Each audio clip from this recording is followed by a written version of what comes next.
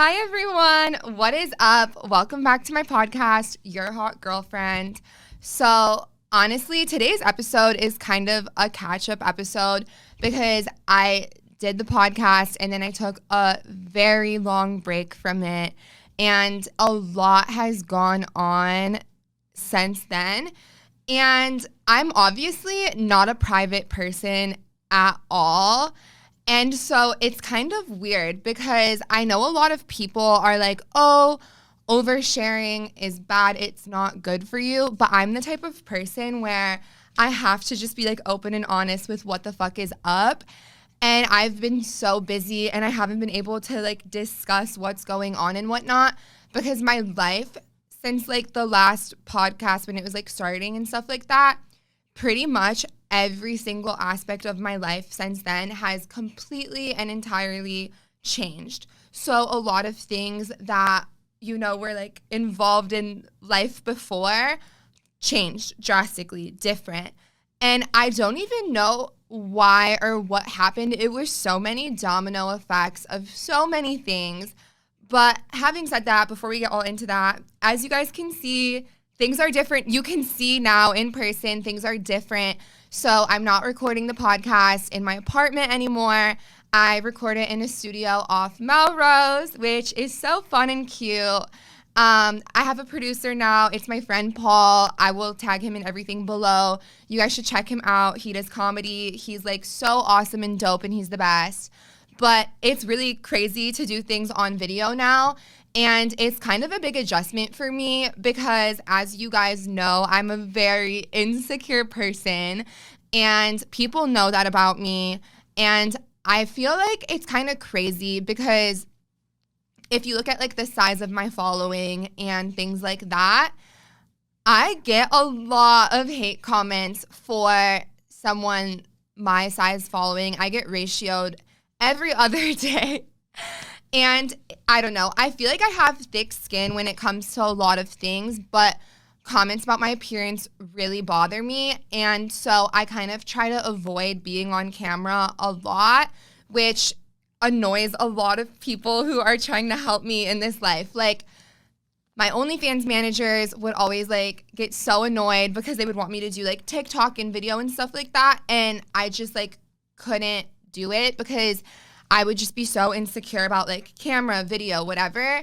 And so I'm obviously nervous, especially since this is on YouTube. I feel like before the podcast was kind of easy because you cannot comment calling me ugly or fat or whatever the fuck you want to say about me on Spotify. You can't do it. You can't do that on Apple Podcasts. You guys could leave a review calling me ugly if you want, but it's a lot harder to like do that. But on YouTube, I've just like I feel like people on YouTube are so quick to say what they want and whatever.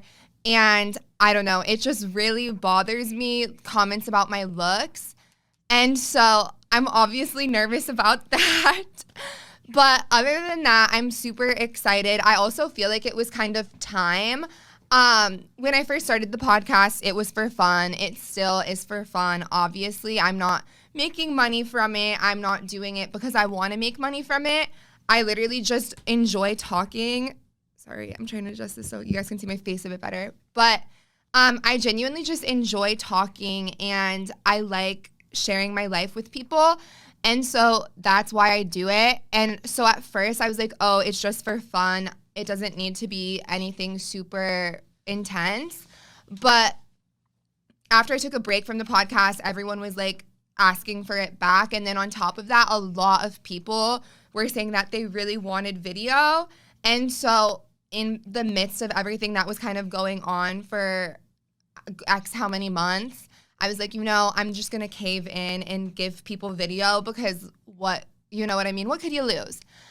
Having said that, I kind of don't even know where to begin when I tell you guys that everything kind of hit the fan for a minute. So before we get into that, I'm going to start by telling y'all like a PSA, I guess, because I feel like everyone knows me for like crazy shit going on. So literally a few weeks ago, since everything in my life had hit the fan, my hometown friend Juan came to visit me because I had pretty much begged him on my hands and knees. I was like, Juan, I am going through it. I'm so fucking depressed. I need someone here to make me happy because I am losing my mind in LA. Please, please come. And so my friend Juan came to LA, and it was honestly like so beneficial for my mental health. And I obviously have a lot of friends in LA, so I hope I'm not like dissing anyone when I say this, but there is just something different about like a hometown friend visiting you when you're at like a low point or rock bottom or whatever. And so Juan came to LA, and he's like very like on the go, wants to go out, whatever. And I just needed that because I'm so extroverted and I love going out, but my mental health was literally so bad that I didn't want to leave the house. And everyone that knows me knows that that is saying a lot because I struggle to stay in one place for over 10 fucking minutes. And so Juan came to town, and we were going out constantly. We would go out for breakfast, lunch, and dinner. We would go to coffee shops. We would go out. And I don't even remember what day it was, but it was a few weeks ago. Juan was like, hey, let's go to the Glendale Galleria. And he's obviously from Chicago. And so, you know, when people come to LA and they don't live here, they're like, oh, let's go to the Grove. Let's go to the Galleria. Let's do this, that, and the third. Like all these like things that people who live in LA, it's not that big of a deal. We were doing a lot of that, but I love it. Like I love cheesy LA shit. You know what I mean? So I was like, fuck yeah, let's go to the Galleria. And I think it was Memorial Day. And so we wanted to go to the Grove because we wanted Cheesecake Factory, but the wait was legit so fucking long. And so we were like, no, fuck that. We're going to go to the Galleria. So we go to the Galleria. We put our little name in for the Cheesecake Factory, and then we start walking around to go shopping. And I think we just needed to go to like literally Urban Outfitters in Brandy Melville, but we were walking around the Galleria a lot. And how the Galleria works is like there's the Glendale Galleria, and then across the street there is like another mall. I don't know the name of that mall, but it is like more mall stores. So it has like Zara, Victoria's Secret, Aerie, fucking stores like that, like Journeys. And then the Galleria has like more Grove-like stores. So it has like Nordstrom, Barnes & Noble, a lot different stores like that. And so we had parked at the other mall because I wasn't paying attention per usual anything in my life. And when I tell you guys, I got such a wake-up call of how unaware I am of my surroundings. So we had parked at the other mall, and it's kind of a far walk from the parking lot to get to the Galleria. And we had walked through the entire mall that I don't know the name of it to get to the Galleria because, again, unaware of my surroundings, have to make everything the longest way possible. God forbid I use like 2 brain cells and exit the mall. And so we're parading around the mall for a very long time to just exit. We were also like goofing off. And we finally make our way to Urban. Mind you, we had already gone to Cheesecake, whatever. As I'm going to Urban, this is a 2-story Urban, right? So the first floor of Urban is all girl clothes. The second floor of Urban is all guy clothes. So Juan is going upstairs because he's a boy and he wanted to buy clothes. I'm downstairs because I'm a girl and I wanted 5 new mini skirts. And I'm buying all these things. I'm so happy. I'm like, oh my God, Urban Outfitters, my basic bitch ass, could not be happier. And this girl comes up to me as I'm going up the stairs, and she's kind of running up to me.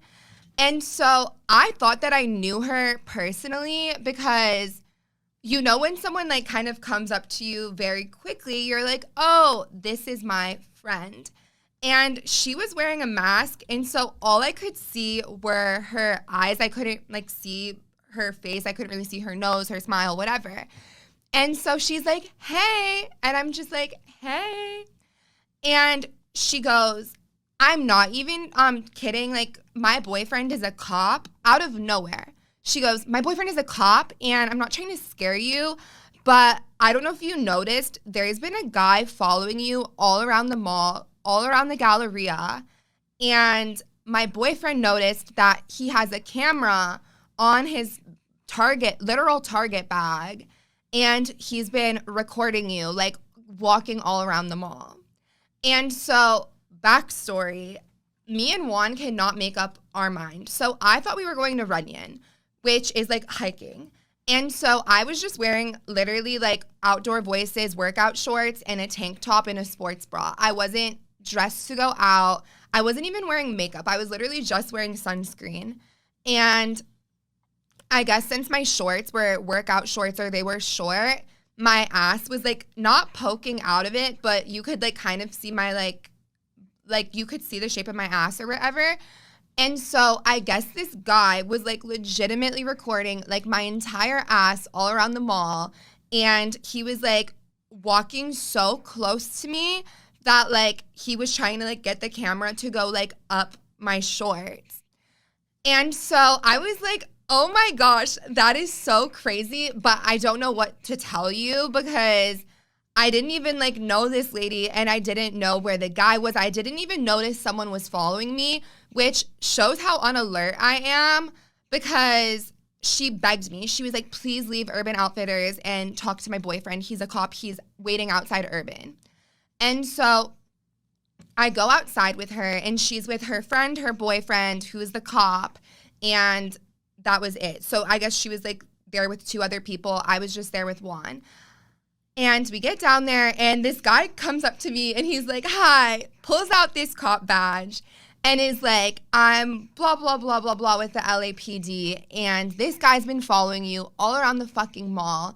I noticed because at first I thought he was in your group, but then I realized he wasn't. And he was legitimately walking so close to you that I thought it was really alarming. So it set off a red flag to me. And as I started observing him, I noticed that he had a camera attached to his Target bag. So like I was saying, back to the way the whole mall is set up, there's like a Target in the other mall that's like the less bougie mall, I guess you could call it. And he had this little tiny white camera that was legitimately like 2 inches long, 3 centimeters wide. And it blended in perfectly with the Target bag. And he literally clipped it onto the Target bag. The camera was white. Obviously, the Target bag was also white. And he was just following me around the entire fucking mall. And so the guy who was following me is sitting outside of like Lululemon. I'm outside Urban Outfitters. So there's like an AMC that's pretty big in between the two stores. And he's just standing there in the corner because he got caught red-handed. And that kind of boggled me because I was like, I was confused as to why he didn't just try to walk away. But I guess obviously since a cop was there, he was just caught in 4K. There was really like, I don't know, maybe he just felt like he couldn't leave. I don't know. He wasn't detained at this point. And so they're filling me in on what happened. They show me the camera and I'm like, okay, well, I got to get Juan. So Juan comes down and the cop is like, I'm contacting the mall cops. I'm contacting the security that works here. And I'm calling the Glendale police. And so I was like, okay, I'm still very confused as to what's going on. And one thing about me is I really like to base people off of their intentions, right? Because at the end of the day, we're all humans. We all make mistakes. I'm very forgiving and I give people the benefit of the doubt a lot. I give people the benefit of the doubt way more than I fucking should, in all honesty. And so the mall cops come and they're like, it's like a group of them and they're like running up on me. I'm embarrassed because, right, to the naked eye, it looks like I just robbed Urban Outfitters blind. Why else would there be so many mall cops surrounding me at the Galleria? So it was really embarrassing. They were making a huge scene. And they were just asking me, like, what do you want to do? Because the cops are on the way, and this is the scenario, and da-da-da-da-da. I was so traumatized and shook by all of this because of everything going on in my life that I'll get to in a moment. And I was just, like, seriously so fucking overwhelmed by all of it. The cops show up. They introduce themselves to me. They give me their little cop badge. They give me their business card. And they are starting to, you know, how old are you? What, blah, blah, blah, blah, blah. And I know this sounds very bad, but I just it was so awkward and so uncomfortable, and I wanted the situation to be over. And so the cops were like, well, what do you want to do? Because we can't, I guess they were saying like it was up to me. And so they were like, do you want us to detain him and then take him back to the station and we can see his camera, or do you not? Because if you don't want to, then we can't take it because you're not going to press charges on him. And what they were literally telling me, they were like, what if there's a video of another girl who's not comfortable with that? Or what if there's a video of a girl who's a minor on there? And it was making me so uncomfortable because, again, I don't want to go through the process of, I don't have the mental strength right now to press charges on someone. I don't have the mental stability to be in and out of a police station over a fucking camera. And so I was just so shook, and I was like, well, what's his intention with the camera? Because as bad as this sounds, if I was the only, because he told the police that he was recording me because he was quote unquote bored and he had nothing better to do that day. And at first when I saw him, I literally thought he was a prank YouTuber. That was my first impression on the situation. I thought that he was a prank YouTuber and that he was going to troll me and whatever. So I actually found out he was like in his like middle 30s, which was a little more interesting, and he like wasn't a prank YouTuber. He wasn't like filming for content or anything.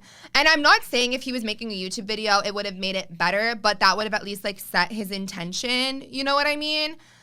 So yeah, he was just recording my ass because he was bored. He was in his 30s, whatever. It was like starting to get a little more creepy. But I was like, you know, at the end of the day, if I'm the only girl on this camera and his intention is to like go home and jack off, as fucked up as that is, I am not going to the police station. I am not doing all of that. And I don't know, the cops, they just kept guilt tripping me, and they kept saying like, wow, what if he does it to someone else, blah, blah, blah, blah, blah. And it was giving me so much anxiety because first thing of all, the police really give me anxiety. I try to avoid them at all costs. I just think a lot of the times the police are power hungry, and I think that they can be manipulative a lot of the time, and I don't trust them, A.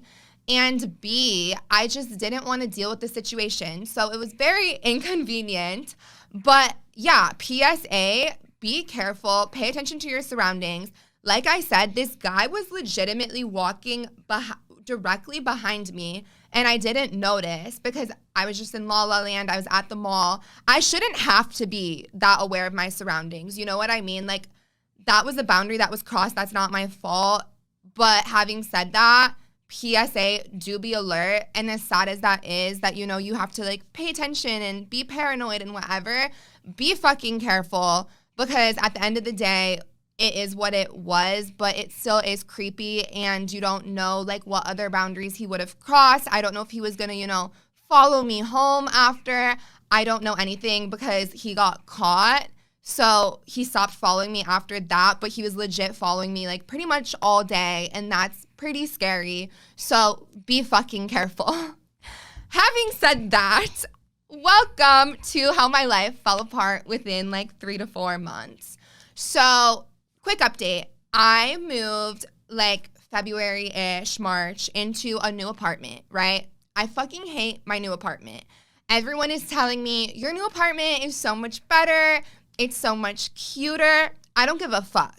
I miss my old apartment with every single piece of me. I miss my old neighbors. I miss everything about my old building. I don't give a fuck. Everyone was like, this building is ratchet. Don't care.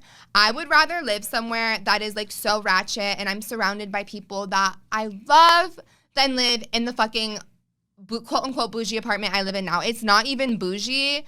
And I don't like it at all. I hate it. I hate the location of it. I hate my neighbors. I don't like it.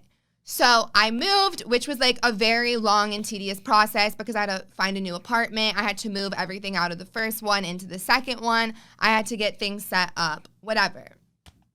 In the process of moving, I had got really fucking sick, and I started to lose like literally gallon of blood. And so I went to In-N-Out with my friends. I had literally moved into my apartment the night before. Nothing was unpacked. I had literally had a bed, and that was it. So me and my friend Alana, we went to In-N-Out, and I was like, you know what? I have to pee. I go pee, and legit a gallon of blood flies out of my fucking vagina. Like, it literally looked like you spilled a bottle of, like, literal gushed blood in the In-N-Out bathroom. And so I was like, oh my God, did I just have a miscarriage at In-N-Out? And then I was like, there's no way. Because I had just got my period the week before. And so I was like, it's impossible. I haven't even had sex since then. I'm just like on my deathbed, but it's cool. Because I'm not a heavy lifting ass bitch. I'm not a moving ass bitch, but I am a cheap bitch. And I am not going to pay a mover to do something that's moving. So I did it all myself, my little 5'4" ass. I was breaking nails. I was bruised. It was not smart, but I saved like, $200? And so I told my friend, I was like, I just lost a lot of blood, but like, it's because I was like actually like doing real work, right? Like, I'm not used to that. And my friend was like, no, fuck yeah. That's why you lost all the blood. It's fine. And so we go to In-N-Out. There's like, I just like bled all over there. And then I was like, I'm going to go to bed. I'm tired. I've had a long week. Good night. So I go to bed, and then the next week, me and my bitches have a thing where we go to Chili's, we get a little 3 for $10, and we get fucked up. The next day, me and my girls are like, you know what? It's time to go to Chili's. Fuck the bullshit. It's time to get unlimited chips and guac. We go to Chili's, and I'm still fucking gushing blood. So now I'm pissed because it was never that deep. Why the fuck am I bleeding in Chili's? And I was like, this is a little abnormal. So across from the street in the little Chili's Encino, there's the little Encino urgent care. At this point, my friends were concerned because it was like a running joke. Also, trigger warning, pregnancy, trigger warning, miscarriage, trigger warning. If anyone gets triggered by that, turn it off. So at this point, my friends and I are like, yeah, that's not normal. Why are you like bleeding, girl? So we hadn't even had a drink. Like, God forbid. Like, we had not even got our chips and guac. Like, the second we got to Chili's, covered in blood. I go to the urgent care across the street, and I explained to them the situation. I was like, yeah, last night in In-N-Out, it felt like I had a miscarriage, but I don't even know what that is. I've never had one before, but like, the universe was telling me I had a miscarriage, and now I'm bleeding at Chili's. What's up? They have me pee in a cup. The cup is just like red pee. And they come back, and the doctor goes, I don't know how to tell you this, but you're pregnant. My jaw hit the fucking floor because first thing of all, I don't have a boyfriend. Second thing of all, I had just gotten my period. I had not had sex since then. I was like, how the fuck could I be pregnant? You're fucking kidding. I thought she was lying. I was gagged, bitch. I was fucking gagged. I was like, there's no way I'm pregnant. It is wrong. It is an incorrect test. It's wrong. So she's like, you're losing a lot of blood though, and it's really concerning. Can we just do like I don't know what it was, if it was like a pap smear or what the fuck. So I'm lying on the table of this urgent care. I'm shook because I still can't believe I'm pregnant. And in my head, I'm like, fuck, I'm gonna get an abortion. Like, I'm not having a fucking baby. Wow. And I'm laying on this table, buck ass naked. This bitch is like shoving pliers up my fucking coochie. And she's like, you are losing a lot of blood. Please go to the hospital. And I was like, go to the emergency room. I want to go to fucking Chili's. I can't. I fucking couldn't. And I was like, well, I'm hungry. Like, I'm with my friends. Like, it's Saturday. I don't really want to go to the emergency room. The doctor was like, bitch, please. You are losing so much blood. Please, please go. I'm like, no, I don't want to go. She's like, you're pregnant. Like, what is not registering? Go. And so we're going back and forth. This lady is begging me. She's like holding my hand, and she's like, I know that you're in a lot of shock right now, but please go to the emergency room. And so I go out. I tell my friends, I'm like, hey guys, I'm pregnant. They're all like, what? They were so shook because also when I'm on my period, it's like a very big deal. Like, everyone knows I have mood swings. I tell all of my 50 group chats, I'm on my period, I'm dying, I can't go out tonight, it's a scene. So they were like, well, you had just made a scene 2 days ago. This doesn't make any sense. And my friends insist on taking me to the emergency room. They insist. They're like, we're not taking you back anywhere. You're going to fucking Cedars. So we get to Cedars. I walk in there and I'm like, hey guys, I'm pregnant and I'm losing like a lot of blood. I don't really know what's going on. Like, I don't think it's a big deal. Like, I can go home, right? They were like, fuck no, fuck no. And mind you, when you go to the emergency room, it's typically like, oh, you're in the waiting room for 5 hours. It's not that deep. Like, you know, Band-Aid on you, get your ass out. They were like, no, you're coming with us. Instantly take me to the back of the emergency room, and everyone is instantly running tests. All of the nurses and stuff are like, why are you so calm right now? And I was like, why would I not be? Like, what's going on? So I start getting all these ultrasounds. My blood is drawn. Everything is going a million miles per hour. And I'm just like shook. My friends are like sitting in here with me. We all thought we were going to fucking Chili's. They would only let one of my friends in the room. So like the most calm one came in and everyone else is like freaking the fuck out. It's like a group of like 5 dumb bitches in the middle of an emergency room because like their one thought friend is pregnant. Crazy. And so we're in there and I'm getting all these tests done and they come back and they're like, ma'am, you have an ectopic pregnancy. There's a baby growing on like your tube. And, like, we're so sorry, but, like, the baby is going to die. I was like, okay. Like, is that what the big scene was? That the baby's going to die? Because thank fucking God. Like, I was so thankful. And I know this sounds so bad, but I was so happy that I was smiling. And the nurses were like, they thought I was going to be, like, sad. I was like, oh, that's okay. Like, that's okay. Don't stress. Like, we don't have to do any more drama in the emergency room. You don't have to try to save the baby. If it's dead, that's heaven's plan. And rest in peace to you.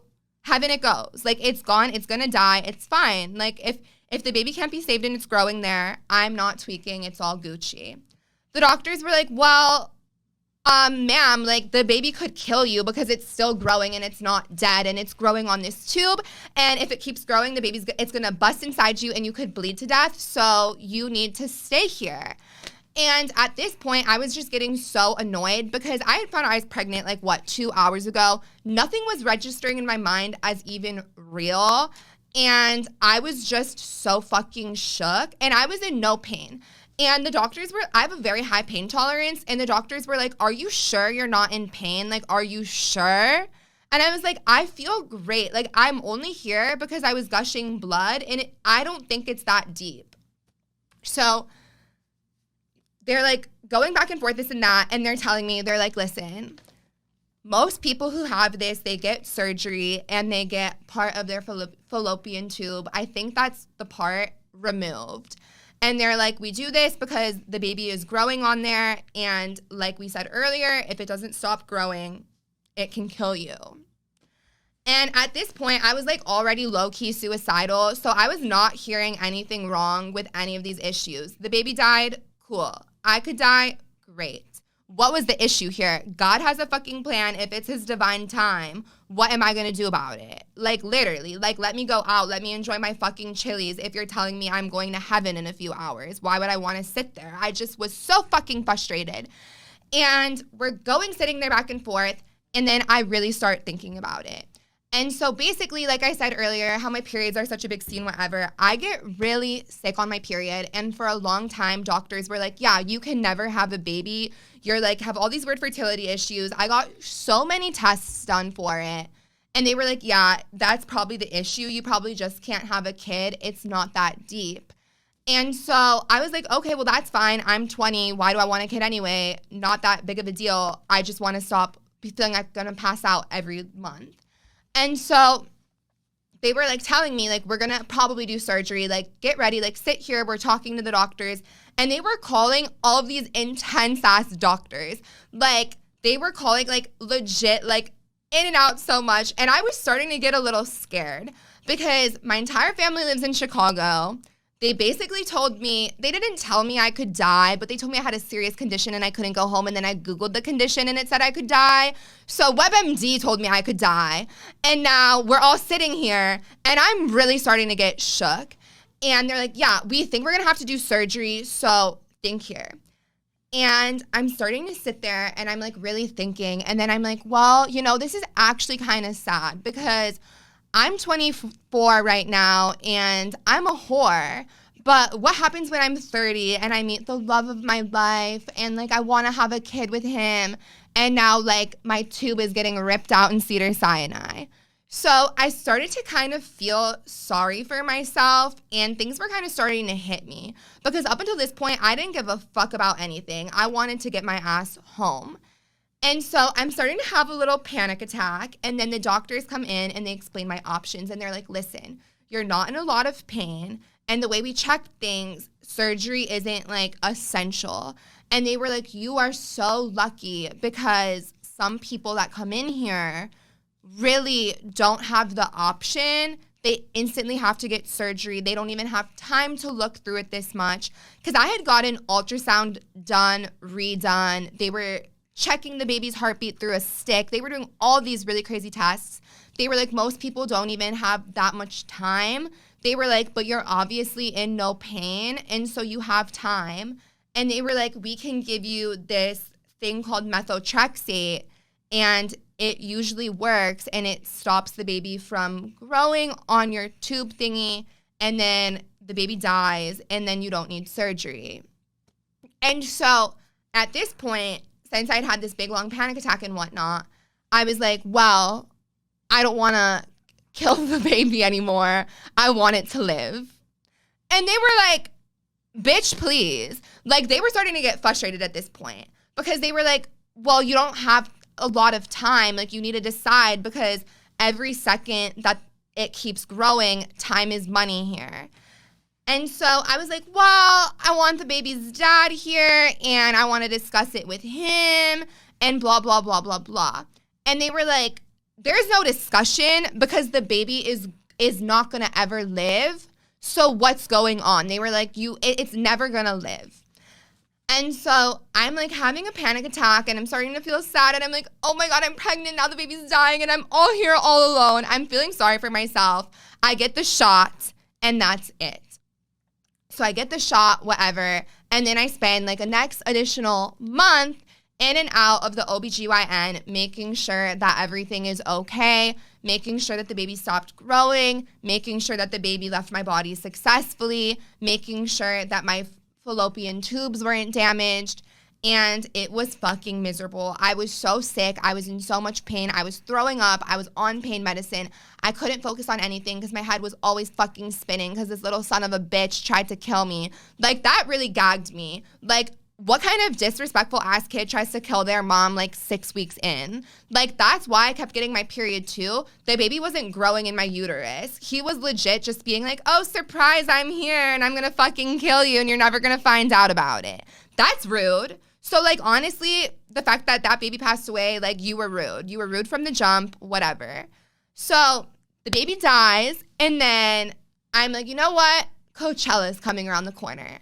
And Coachella for so long was my Super Bowl. It was like my Super Bowl. I was training for it as if it was the fucking Olympics. Back in 2019, when I was supposed to go to Coachella before it got canceled due to COVID, I think it was like 2019, maybe it was 2020, whatever it was, I literally hired a personal trainer because I was like, I'm shedding 20 pounds for Coachella. I'm not going to look fat. Coachella, no. Coachella was legit like my dream. It was like my Olympics. It was my Super Bowl. It was like legit everything to me. And so I was like, nothing matters anymore but Coachella. So I kind of was sick as fuck. And then my only care in the world was Coachella, right? Coachella comes around the corner. It comes around the bend. And it was actually really fun. And I wish I could give you guys all the details on it, but I can't because my lawyer, it's a legal matter. And, like, out of all bitches, I would be the type of girl to get in a legal matter at fucking Coachella. But I'm in a legal matter from Coachella, which is not my fault. It's some, we're not surprised. It's the fucking man's fault. So I got in a legal matter at Coachella, and long story short, I, like, am probably going to get roasted for saying this, but long story short, at Coachella, someone assaulted me and, like, ripped out my extensions, ripped out my hair, physically abused me to, like, a great detail that, like, I'll get into another day once my lawyer has given me the okay to. And so at Coachella, I had just got my ass beat by a man because I didn't want to have sex with him. And so great, now I had just gotten pregnant and now my ass is beat. Like my body was literally fucking tired.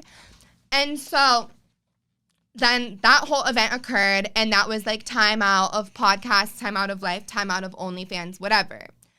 Since I hadn't posted on OnlyFans in fucking forever, I had achieved the impossible. I think I broke a world record. And tell me this isn't iconic.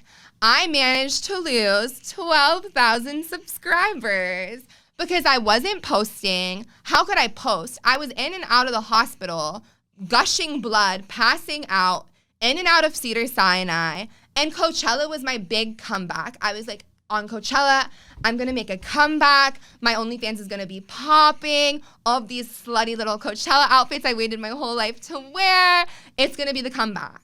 Well, surprise, covered in bruises the next day. I was like out of it. And genuinely, that event traumatized me real fucking good. And it pulled a real good number on me. And like, I'm laughing about it now because like, LOL. But if you catch me at like a weaker moment, I like cry myself to sleep about it. And I have PTSD and nightmares. And it's not fun. And so I was like, oh, cool. I'm supposed to make a comeback. But now my entire body is covered in bruises. And half of my extensions got ripped out. And I can't sleep at night because I have paranoia that someone's going to break into my Airbnb and beat me.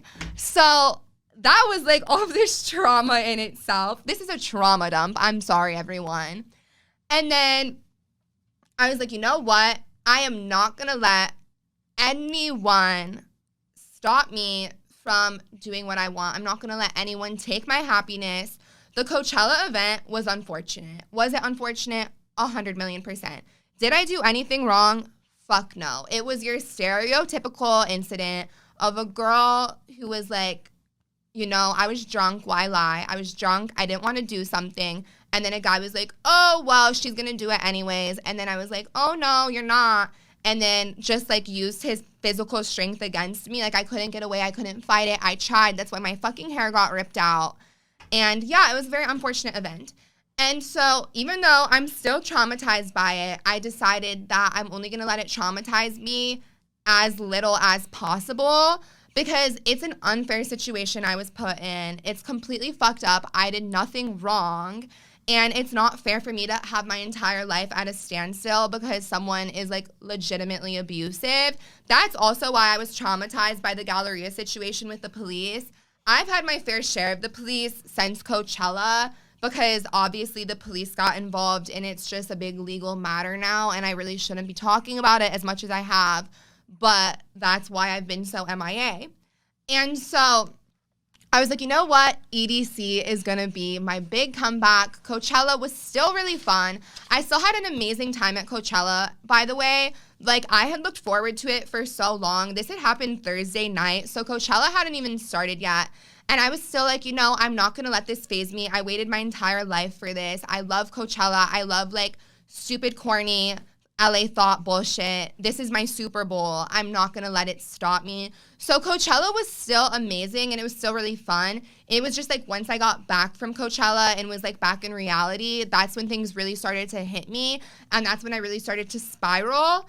And so I went to EDC, and that was actually for real my Super Bowl, and it kind of really changed my life because I was nervous to go to EDC first thing of all because I was not going with close friends. I was going with, like, people that I was close with, but I wasn't close with everyone in the group. So, yeah, I was going with some close friends, but I was also going with a lot of strangers, and after everything that happened at Coachella, I was just really nervous and I was super paranoid and I was like not even in the mood to go out. I was just like feeling really sorry for myself and I didn't want to do anything. But I had promised my one friend that I would go to EDC with him last year and then I flaked on him. And I had promised him I'd go this year and I don't like breaking my promises, especially to my friends. And a lot of people, by the way, don't even know that the whole Coachella incident happened. This is like the first time I'm talking about it. I didn't even tell a lot of my close friends about it because I don't want to. As bad as this sounds, I kind of find strength in the whole mindset of like being a survivor, and I'm really lucky. I like survived that situation. I'm so lucky because things could have gone so worse. And like a lot of girls who get caught in situations like that realistically could end up killed. And so I was really lucky that it happened the way it did. As bad as that sounds, I'm grateful that things weren't worse. And so with that whole situation going down, I didn't tell a lot of my friends because I know a lot of my friends would react a lot differently than I would, and I didn't want my friends feeling sorry for me. I didn't want it to be like a big topic of discussion. I just kind of wanted to let it go. And so I couldn't tell my friend like, oh, I don't want to go to EDC with you because have PTSD. I just like had no excuse to not go. And so I ended up going, and I went with like my friends Bella and Naya and our other friend Taylor, and then I went with our other friends that invited us. And I'm not even kidding. It was the happiest weekend of my entire life in so long, like since COVID, for real. I really kind of struggle to make new friends in LA that aren't in my friend group because the way LA works is you just see the same bitches over and over and over. So do I have a lot of friends? Absolutely. Do I love all of my friends? I love them way too much. Like the fact that I have the friends I do and people that care and love about me so much is like my number one blessing in life. I would have never made it 3 months in LA if I didn't have the support system I have and everyone surrounding me. And so I'm very lucky, but having said that, it's hard for me to meet people outside of my group because when I go out, I go with my group and then we see other people that we already know. We go to the same places over and over. And so EDC was really cool because I only went with like 5 or 6 people that I was close with. Everyone else I hadn't even met before. And I ended up just making literally like actual new friends, like people I hang out with, people I've hung out with since EDC, people who are so cool and so dope and so fun loving. And that was actually kind of just what I needed because I just needed a breath of fresh air. And I just needed to be reminded that not everything in life is so fucking bad. And I met like a whole new group of friends, which was really fun. And it was just an amazing experience. And so I went to EDC. That was really fun. And then I got sick a week after. I got the flu. I think it was just from no sleep, alcohol, whatever.